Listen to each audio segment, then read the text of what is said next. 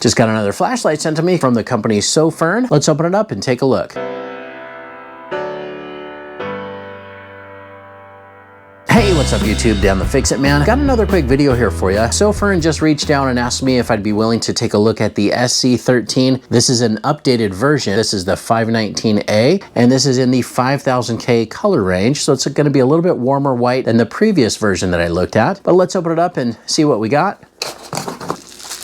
Now that looks to be the same size as the previous SC13 that I looked at. It's a nice, small, compact size, which I really like. Now, one thing I maybe didn't mention last time is the tail cap is magnetic, so it will stand really well and of course attach to metal. Now it comes with the user manual. This is the model number SC13 519A, and you can kind of flip through here and it will tell you the output, beam distance, runtime, and peak intensity. And the water resistance rating is IP68. Of course, it's not for diving or using underwater, but if you're using this in a little bit of rain, that should be fine. Now we also got a little lanyard here and a couple spare O-rings, it looks like. I'm going to tuck the O-rings back in this bag and set those aside, but I think I will go ahead and attach the lanyard. But you know what, before I do that, let's unscrew the tail cap, because there should be a little paper in there preventing the battery from making contact. Yep, right there it says remove. We'll just pop that out. And here's the battery that it comes with. This is a Sofirn rechargeable 18350, and it's 1100 milliamp hours. So when you put it back in, just make sure that you have the positive side facing that direction, and then we'll screw that tail cap on. The threads on this feel really nice. Now this also comes with a clip that actually snaps on right around here at the end of the light, just like that. Now I actually really like this clip. It's a one-way clip, but you can see it's pretty strong. Just snaps around here at the end of the light and it goes on pretty easily. But you can clip this on the bill of a hat, just like that. It fits really nicely, and I do use it quite often. You know, I do a lot of walking at night. But I also like the lanyard feature, because a lot of times I do like to carry the light, and putting that lanyard around your wrist prevents you from dropping it. Let's go ahead and put the lanyard on. I'm just gonna push this loop through the little hole in the bottom. And there we go. You can wear that on your wrist. Now it also comes with a charge cable. This is the USB-A to USB-C. In order to charge this, it's got a nice little charging port with a little rubber cover. Just pull that out, rotate it up, and you can see you can plug that into the USB-C port, get it all charged up, and then just press that back in place once you're done. So as far as operating the light, it's just got the one side button. So if we press that, it turns on. If you press and hold the button, we can cycle through low, medium, and high.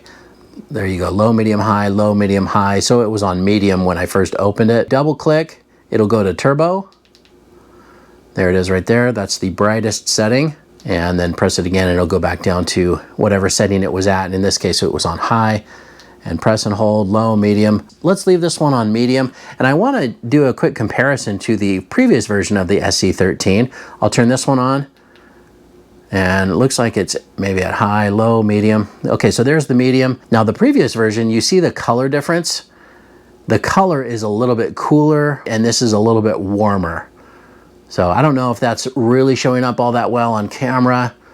I'll have to take these outside and get a better visual for you. Now there's also a moonlight mode, which I like on this light. If the light is off, you can just press and hold. It's pretty neat, you know, if you're wanting to look at something, you know, in the dark, like a map, or read something up close and you don't need a lot of light. And then from there you cycle through the low, medium, and high. And then again, in the high mode, you double click and you can go to turbo. And then if you double click in the turbo mode, it will go into strobe. So just a little bit of a warning, if you have sensitivity to strobe or flashing lights, I'm gonna double click and go into the strobe function. And there it is. It's kind of an alternating pattern.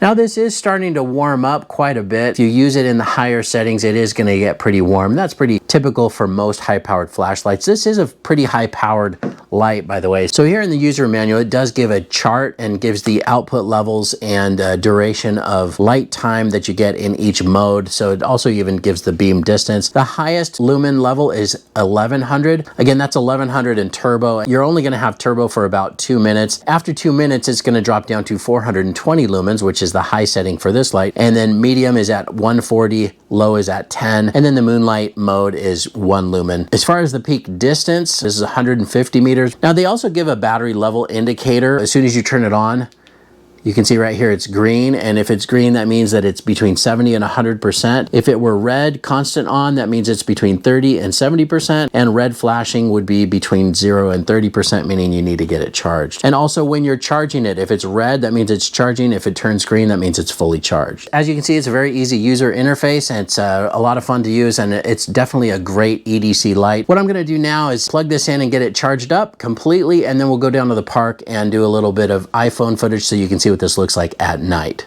All right, so here we are down at the park. I've got it fully charged, and I am using a little light on the camera just so you can see what it looks like in my hand. But I'm also using an iPhone here, which picks up the light really well at night. Now, it's of course a lot darker outside than it looks, but let's go ahead and just go through each of the settings here. Let's just press and hold. There's moonlight mode. You know, it does pick up or light up a little bit here on the camera, but really not too much. So that's our moonlight mode. Let's go ahead and press and hold to go to low. I'm going to press and hold again. There's medium.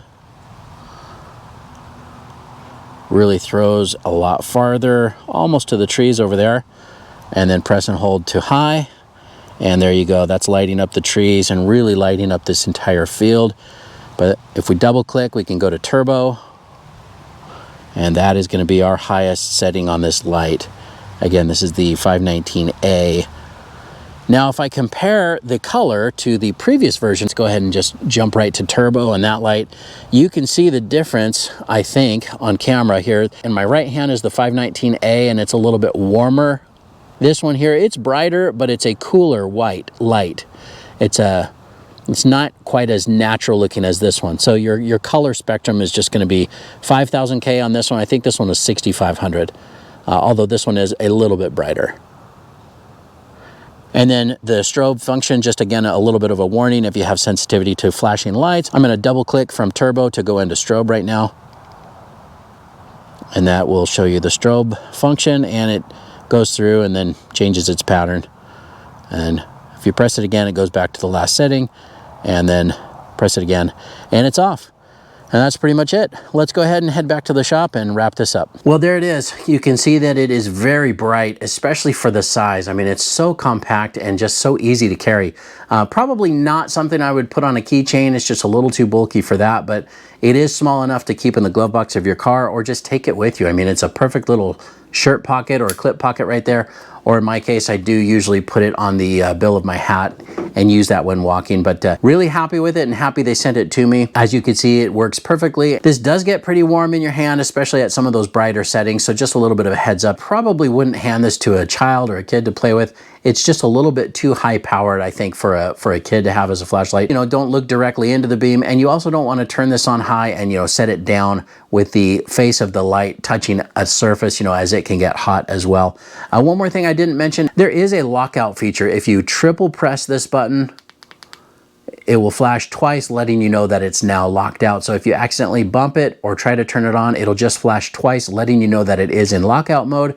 And in order to take it out of lockout mode, you do the same thing, triple press, and it'll turn on, and then you can turn it off, and now it's unlocked. That's pretty much everything. I hope you liked the video. Please give it a thumbs up and subscribe if you don't mind. That does help me out. I'll get a link in the description where you can pick up the SC13 519A as well. Thanks so much for watching, and good luck.